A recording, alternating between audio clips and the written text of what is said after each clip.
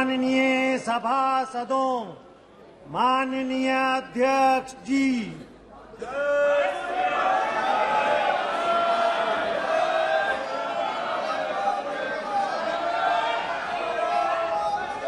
प्रश्नकाल।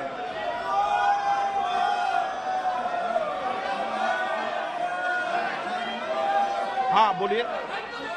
हाँ बैठिए, आप मेरी मत कीजिए। नो, आप बड़े विनम्रता की तहत एक छोटी सी बात रखने का कोशिश कर रहे हैं। शुरू के दिन से ही हम ये बोलते आ रहे हैं कि आज मणिपुर की हालात देखते हुए प्राइम मिनिस्टर सदन में आके एक सुमोटो स्टेटमेंट। चलिए सर, आसमान तो एक मिनट बताइए, बैठिए। सर, आपकी बात सुनी मैंने, बैठिए। बैठिए। सारा सदन जिस विषय को आपको उठा रहा उस पर चर्चा करने को तैयार है। आप अभी 12 बजे बाद चर्चा शुरू करिए। कौन आकर जवाब देगा ये आप तय करने वाले नहीं है। जो उस विभाग का मंत्री है वो जवाब देंगे। और माननीय प्रधानमंत्री ने सदन के उपनेता ने पीड़ा व्यक्त की है। में ये कहा था कि हम चर्चा करने को तैयार हैं। कि हम चर्चा मैं अभी तैयार है और हम अध्यक्ष पीर से नहीं बोला था, लेकिन आपने विषय उठाया है। तुरंत चर्चा इससे मेरा आग्रह है, यह चर्चा आप से क्यों भाग रहे हैं? इसको एक्सप्लेन करना चाहिए सर। ये क्या चल रहा है? जब सरकार तैयार है, पूरा चर्चा होगी। पूरा हमारा चर्चा संवाद से ही, और नॉर्थ ईस्ट का बातचीत से ही समस्या समस्या का समाधान होगा। नॉर्थ ईस्ट के एमपी जिन लोगों के लिए आप चर्चा करना चाहते हैं, जिन मुद्दों के लिए चर्चा करना चाहते हैं, बावजूद भी उस पर चर्चा से समाधान निकलेगा। इनका मनसा क्या है? इनका उद्देश्य क्या है? इनका उद्देश्य दुरुद्देश्य। मैं आपका आग्रह मान रहा हूँ। सिर्फ हमारा जो कार्यवाही है वो बाधित करना चाहते हैं। मैं आपका आग्रह मान रहा हूं। मैं सरकार भी चर्चा करने को तैयार है। सदन के नेता माननीय राजनाथ सिंह जी भी एक बार आग्रह कर दें।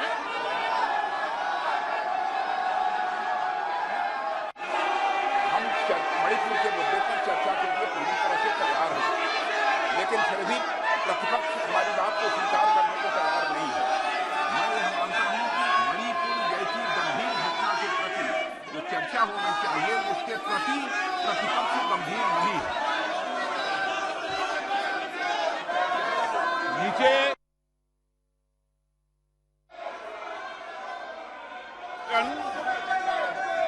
ये सदन चर्चा संवाद के लिए आपको जनता ने पोस्टर लेके देने के लिए नहीं भेजा है।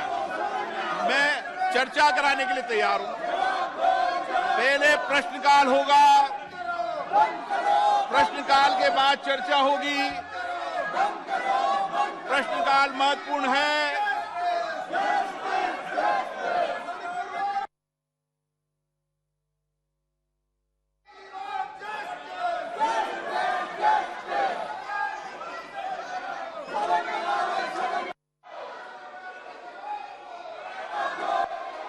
आप चर्चा करना चाहते हैं, चर्चा नहीं करना चाहते?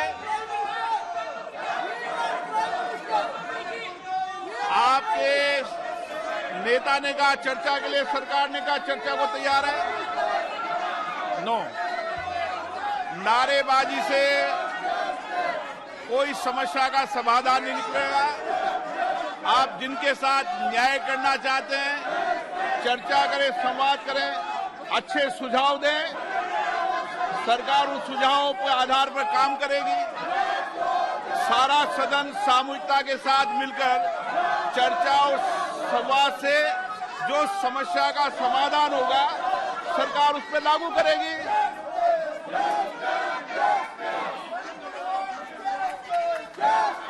प्रश्नकाल, प्रश्न संख्या 41, श्री सुबोध पाठक। 41 क्या पर्यावरण वन और जलवायु परिवर्तन मंत्री यह बताने की कृपा करेंगे क्या केंद्र और राज्य सरकारों की परियोजनाएं पर्यावरणीय स्वीकृति के अभाव में विभिन्न राज्यों और संघ राज्य क्षेत्रों के पास लंबित हैं? यदि हां, तो तत्संबंधी राज्यवार ब्यौरा क्या है?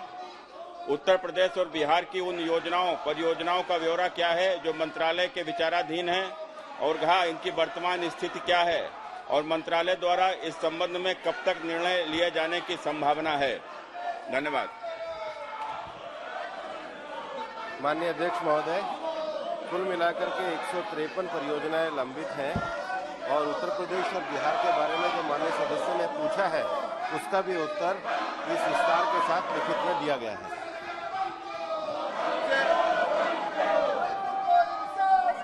पर्यावरण की दृष्टि से हमारे कन्नौज लोकसभा क्षेत्र में कई बड़ी बड़ी झीलें हैं, जिसमें कि विशेष रसूलाबाद तहसील में इटैली और कन्नौज में जो हमारी लाख पक्षी विहार भी है, वहां के ऊपर पर्यावरण की दृष्टि से इनको सुचारू रूप से इनका उद्धार किया जाए और वहां के ऊपर जो तमाम जमीनों पर भी कब्जा हुआ है उसको भी मुक्त कराया जाए। माननीय अध्यक्ष महोदय, जो प्रश्न अभी माननीय सदस्य महोदय ने पूछा है वो एनवायरमेंट क्लियरेंस से रिलेटेड नहीं है, वो झीलों से रिलेटेड है, लेकिन अगर वो मेरे संज्ञान में विषय लाएंगे तो निश्चित रूप से उसके ऊपर हम कार्रवाई करेंगे। श्री खगेन मोर्ग। सर, केंद्र सरकार ने राज्य और संघ सरकारों द्वारा प्रस्तावित 153 प्रस्ताव में से कितने प्रस्ताव स्वीकार किए तथा क्या कार्रवाई की गई है और देश में पर्यावरण को क्षति पहुंचाने वाले फैक्ट्रियों और कंपनियों पर क्या कोई कठोर कार्रवाई की गई? यदि हाँ तो ब्यौरा क्या है? धन्यवाद सर। माननीय अध्यक्ष महोदय, जो ब्यौरा माननीय सदस्य ने पूछा है वो लिखित में एनेक्सर 1 के रूप में लगाया गया, जिसमें राज्य अनुसार कुल 153 परियोजनाएं इस समय हमारे मंत्रालय में लंबित हैं, वो पूरी तरीके से यहाँ पर रखी गई है। प्रश्न संख्या 42 श्री गुमान सिंह दामोर। प्रश्न संख्या 42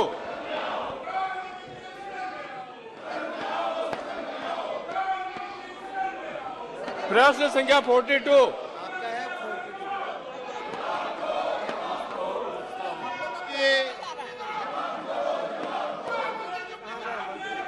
माननीय जनजाति मंत्री जी। उत्तर सभा पटल पर रख दिया गया है, माननीय सदस्य को उत्तर दे दिया।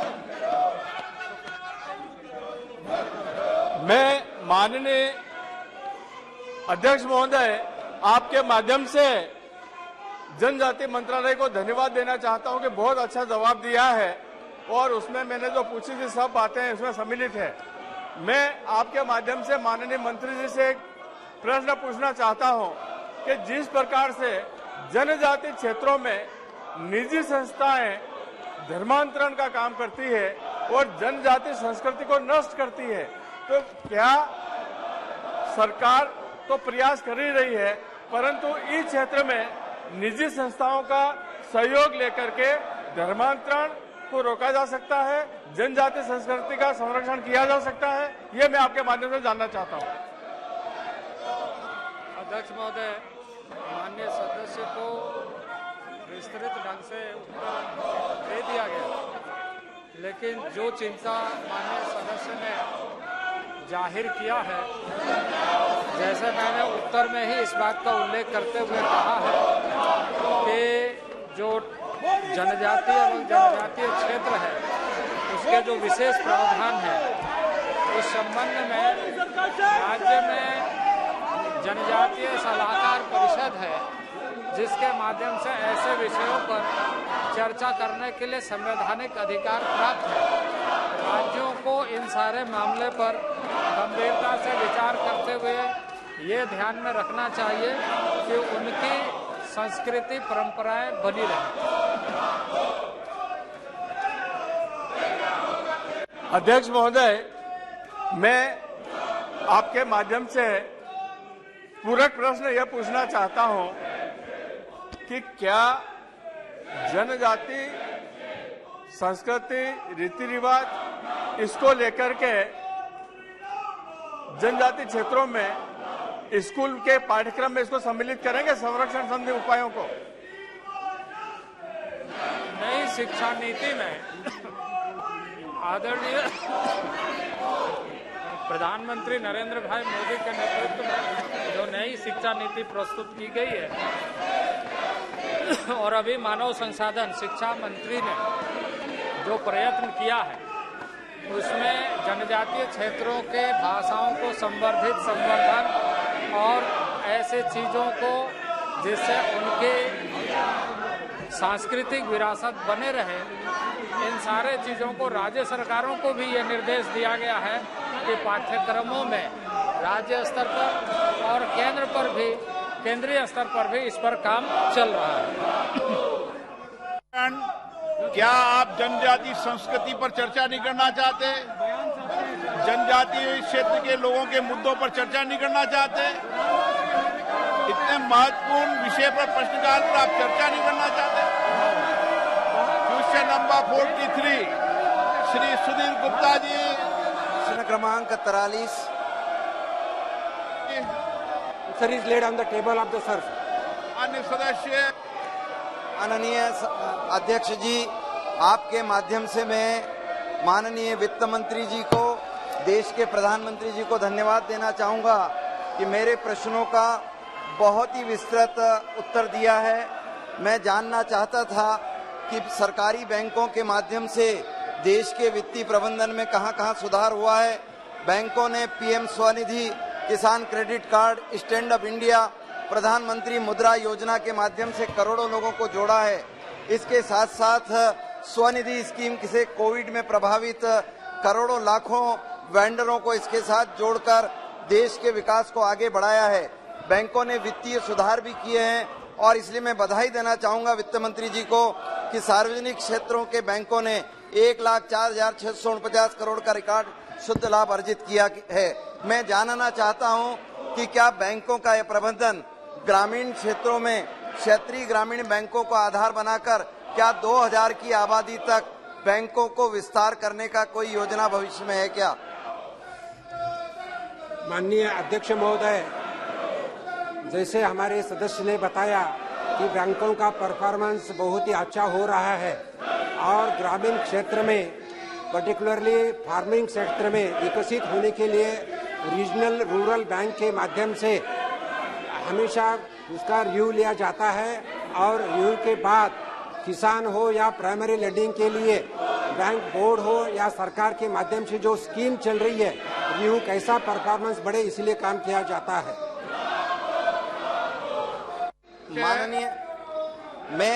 माननीय मंत्री जी, मैं ये जानना चाहता हूं कि आज देश में लाखों लोगों को आपने वित्तीय सुविधाएं उपलब्ध की है और जिन योजनाओं के माध्यम से जिन लोगों को जोड़ा है, क्या एक ऐसा वित्तीय अनुशासन निर्मित हो सकता है क्या कि जो लोन जिस उद्देश्य से लिया है वह नीचे रोजगार बढ़ाने के लिए काम कर रहे हैं या नहीं? इसके लिए कोई खाका तैयार है क्या? माननीय अध्यक्ष महोदय, माननीय प्रधानमंत्री जी के नेतृत्व में वित्त मंत्रालय ने जो अलग अलग स्कीम्स चालू किया है, जिसे मैं बताना चाहता हूं, मुद्रा लोन हो या स्वनिधि योजना हो या सेल्फ हेल्प ग्रुप हो, इसी के माध्यम से छोटे उद्योग या बड़े उद्योग को वित्त मिलता है, अर्थ मिलता है और उसके माध्यम से रोजगार भी बढ़ा है। अगर मैं बताना चाहूंगा तो एमएसएमई के माध्यम से अराउंड 1 करोड़ 13 लाख रोजगार उपलब्ध हुआ है। मुद्रा के माध्यम से 39 करोड़ लोगों को भी रोजगार उपलब्ध हुआ है। तो हर क्षेत्र में रोजगार उपलब्ध हो रहे और जैसा प्रधानमंत्री के माध्यम से जो रोजगार सम्मेलन ले रहे हैं, वैसा प्राइवेट सेक्टर में भी रोजगार उपलब्ध हो रहा है और लोगों को उनका फायदा हो रहा है। धैर्यशील माने। धन्यवाद अध्यक्ष महोदय। मैं अध्यक्ष जी आपके माध्यम से माननीय मंत्री जी को बधाई देना चाहता हूं कि उनके कुशल नेतृत्व में और मार्गदर्शन में अपने देश ने 1 ट्रिलियन रुपए का शानदार मुनाफा अर्जित किया है। बैंकों ने इस बार पहली बार इतने बड़े पैमाने पे मुनाफा हासिल किया है। सार्वजनिक क्षेत्र में बैंकों का प्रदर्शन गत वर्ष अत्यंत उत्कृष्ट एवं सराहनीय रहा, परंतु माननीय मंत्री जी आपका ध्यान मैं एक समस्या की ओर आकर्षित करना चाहूंगा। देश में करोड़ों गरीब, कमजोर वर्ग तथा मध्यम वर्ग के व्यक्ति अपनी विभिन्न प्रकार की आवश्यकताओं की पूर्ति के लिए ऋण लेते हैं। दुर्भाग्यवश कई बार कुछ व्यक्ति कुछ समय के लिए ऋण चुकाने में असमर्थ हो जाते हैं। कई व्यक्ति क्रेडिट कार्ड, ईएमआई चुकाने में आकस्मिक परिस्थितियों, बीमारी, व्यापार में घाटा इत्यादि के कारण समय पर ईएमआई नहीं चुका पाते। इन मामलों में यह देखा गया है कि बैंकों का उनकी तरफ का रवैया सहानुभूति पूर्वक नहीं रहता, बजाय उसके वो उनको सूदखोरों की तरह ब्याज पर ब्याज लगाकर ऋण लेने वालों को कर्ज के बोझ के तले दबा देते हैं। बैंकों का राष्ट्रीयकरण होने के पूर्व देश में साहूकारों का और सूदखोरों का आतंक था। एमआई चुकाने के लिए अस्थायी रूप से विफल रहने वाली बैंक कर्मी ऋण के दुर्भाग्य को भी कभी करते हैं। अतः मैं माननीय मंत्री जी से यह जानना चाहता हूं कि इन शोषणकारी एवं देश के आम जनसामान्य को बेचने के लिए, बचाने के लिए सरकारी बैंकों को निर्देश देगी तथा बैंकों को इस निरंकुश और मनमाने रवैये पर नियंत्रण लाने के लिए सरकार क्या करेगी? माननीय अध्यक्ष महोदय, माननीय सदस्य जी ने 2 क्वेश्चन पूछा है, जिसमें पहले क्वेश्चन में मैं बताना चाहूंगा कि हर एक बैंक का बैंक बोर्ड रहता है और जो सिंपल इंटरेस्ट रहो या कंपाउंड इंटरेस्ट रहो, उसके बारे में बैंक बोर्ड और बैंक अधिकारी डिसीजन लेते हैं। उसी में सरकार कुछ उसमें इंटरफेयर नहीं करता। लेकिन साहूकार के बचाने के लिए, साहूकारों के बचाने के लिए, साहूकारों के कर्जों से बचाने के लिए माननीय प्रधानमंत्री जी के नेतृत्व में बहुत सारे स्कीम्स है, जिसमें अगर उन्होंने अप्लाई किए, जैसे प्रधानमंत्री स्वनिधि योजना है, जिसमें उन्होंने अप्लाई किए तो गरीब लोगों को ऋण मिलता है और उनको पैसा मिलता है। मंत्री जी, My honourable colleague has given an answer. I would want to add something to it. The honourable member has raised a very sensitive issue. I know, I've heard complaints about how very mercilessly the paying back has been followed up by some banks, whether they are public sector banks or private sector banks. The government has made sure through the RBI also to instruct such banks that such harsh steps should not be taken and that they should approach this whole matter with a humanity in mind and sensitivity in mind. That instruction has been given to all the banks, be it private or public. Report Nishikant Dubey.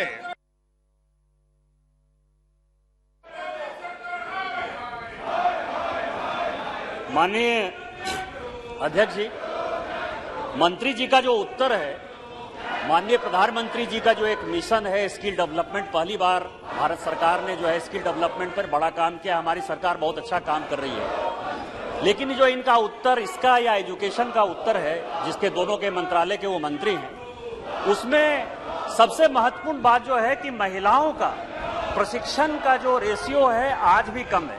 मंत्री जी ने अपने उत्तर में 34% कहा है और इसका जो मुख्य कारण मुझे इस उत्तर से दिखाई दे रहा है कि एनएसडीसी है या अलग अलग मंत्रालय, 20 मंत्रालय हैं जो स्किलिंग का काम करते हैं, उसके कोऑर्डिनेशन के लिए एक कमेटी शायद बनी है या नहीं बनी है मुझे नहीं पता। लेकिन उसके बावजूद भी, इतने प्रयास के बावजूद भी महिलाओं की संख्या घट रही है। मेरा आपके माध्यम से माननीय मंत्री जी से आग्रह है या मेरा सुझाव है या प्रश्न है कि जो एनएसडीसी है और जो सारे मंत्रालय स्किलिंग का काम कर रहे हैं, उसको कोऑर्डिनेशन के लिए क्या कोई कमेटी बनाने का इरादा है, और यदि इरादा है तो उसमें महिलाओं की संख्या कैसे बढ़ेगी, उसके बारे में भारत सरकार की क्या सोच है?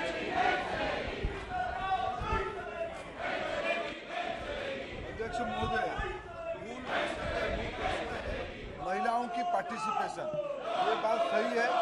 आदरणीय सदस्य जी ने जो विषय उठाया है,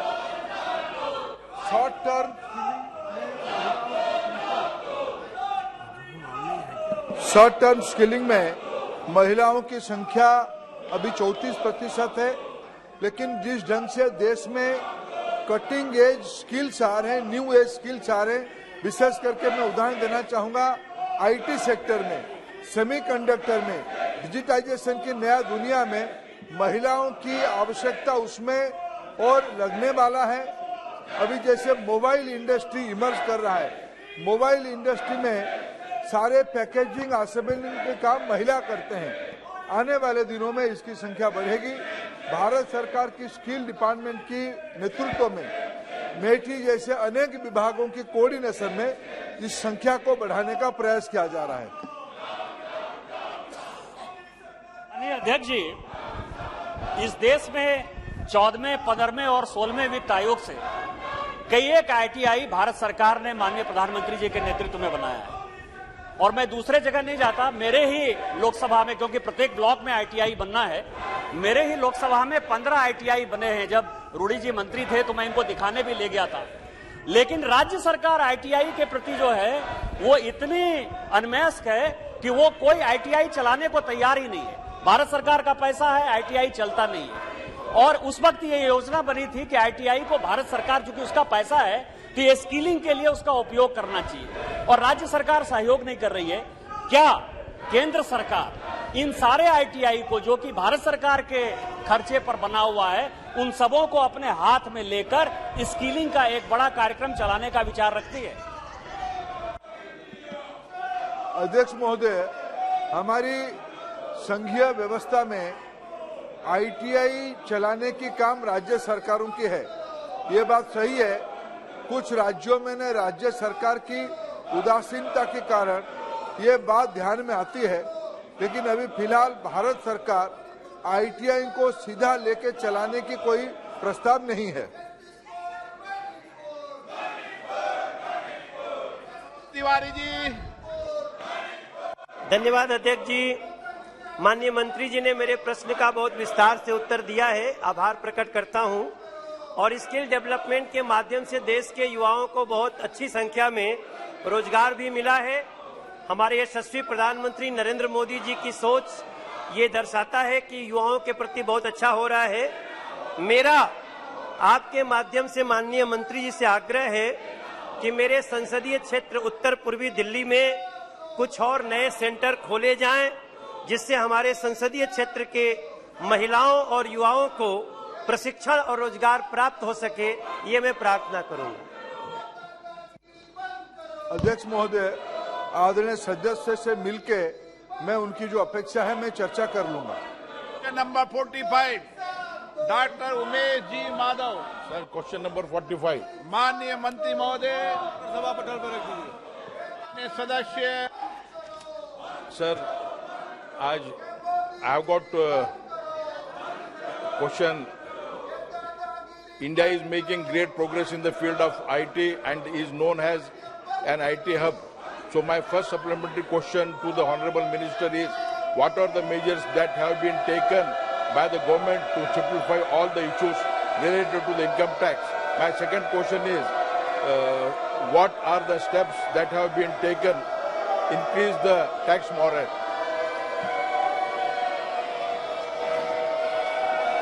माननीय अध्यक्ष जी, जो माननीय सदस्य ने पूछा है कि क्या कदम उठाए गए, हालांकि विवरण सदन पटल पर है, फिर भी मैं बताना चाहता हूं कि सरकार में इस क्षेत्र में किसी प्रकार का दबाव बनाने के बजाय तकनीकी उपयोग द्वारा लोगों को टैक्स भरने और रिटर्न फाइल करने हेतु प्रोत्साहित करने का कार्य कर रही है। इसलिए सरकार विभिन्न उपाय किए हैं। ई फाइलिंग का सिस्टम है, आयकर व्यवस्था में हमने फेसलेस लागू किया ताकि निष्पक्ष और पारदर्शी जवाबदेही सुनिश्चित कर सके। TDS सिस्टम हमने लागू किया, आयकर विवरण प्रणाली को फाइलिंग के लिए लागू किया, एंड्रॉयड और आईफोन एप्लीकेशन डेवलपमेंट किया, एनुअल इंफॉर्मेशन सिस्टम तथा ITR के सूचनाओं के ऑटो पॉपुलेशन किया जा रहा है। ये दोनों व्यवस्था सकारात्मक रूप से करदाता को प्रोत्साहित करती है और वो ITR सही भर सके। करदाता के रिटर्न फाइल करने के बाद उसे वेरिफिकेशन के माध्यम से अपने रिपोर्ट के सत्यापित करने की भी सुविधा दी जा रही है। ऐसी तमाम प्रकार की योजनाएं भारत सरकार चलाई ताकि लोगों को रिटर्न भरने में आसानी हो।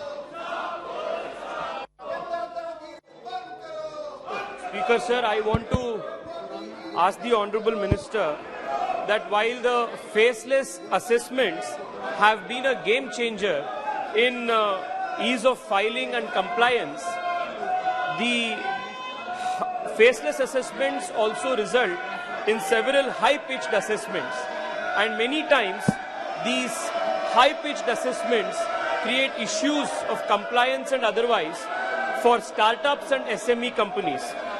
What is the government doing to take steps to address the issues arising out of these high-pitched assessments? माननीय अध्यक्ष जी, कहीं न कहीं फेसलेस के माध्यम से इन सभी चीजों को लिया गया और समय समय पर समीक्षा की जाती है और IT प्लेटफॉर्म पर विभिन्न अभियानों के माध्यम से जन जुड़ाव पर जोर दिया जा रहा है। विभिन्न ऐप इत्यादि तथा IT सिस्टम आदि आने वाले समय में आयकर को और भी आगे दिशा देने वाला काम करेंगे। माननीय सदस्यगण, मैं आपसे पुनः आग्रह करता हूं कि सदन में आप लोग महत्व के विषयों को उठाएं। प्रश्नकाल महत्वपूर्ण होता है। प्रश्नकाल में सरकार की जवाबदेही होती है। जिन मुद्दों की आप बात कर रहे हैं उन मुद्दों पर पूरा सदन चर्चा करने को तैयार है, लेकिन माननीय सदस्यगण, आपको नारेबाजी और तकिया लाने के लिए जनता ने नहीं भेजा है। ये सदन चर्चा मुद्दों से ही समस्या का समाधान निकालेगा। नारेबाजी से, तकियों से समस्या का समाधान नहीं निकलेगा और उन लोगों के साथ भी आप न्याय नहीं कर पाएंगे। इसलिए मेरा आपसे आग्रह है, सदन चले, आप अपनी बात रखें। मैं पर्याप्त समय, पर्याप्त अवसर आपको हर मुद्दे पर बात रखने के लिए दूंगा। मैं पुनः सभी माननीय सदस्यों से आग्रह करता हूं कि वह अपनी अपनी सीट पर जाएं और जिन मुद्दों पर आप चर्चा करना चाहते हैं 12 बजे बाद उस मुद्दों पर चर्चा के लिए मैं सभी दलों से बात करके सहमति बनाकर इस मुद्दों पर चर्चा कराने को तैयार हूं। आप नारेबाजी करेंगे, तकिया लाएंगे, इसीलिए आपने जनता को भेजा था। सदन की कार्रवाई 12 बजे तक के लिए स्थगित की जाती है।